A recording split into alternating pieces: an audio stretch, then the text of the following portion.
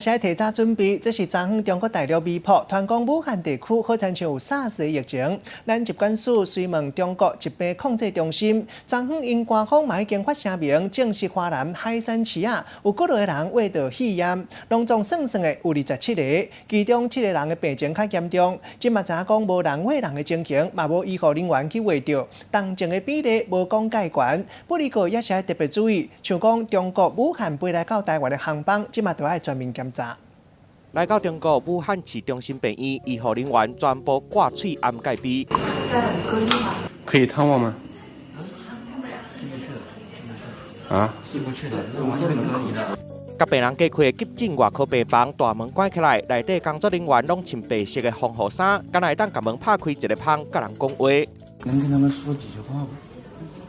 我们就是朋友的，能不能那个？不行。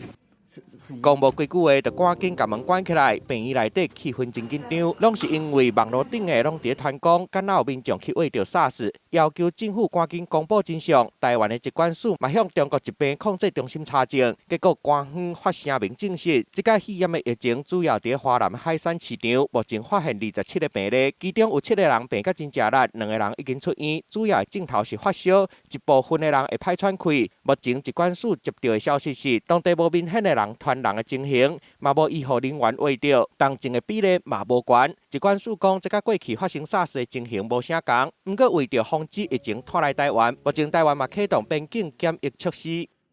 由武汉直接飞台湾的这些的班机的时候，每一周有12个航班，会飞来台湾。那我们的检疫同仁会到机上去。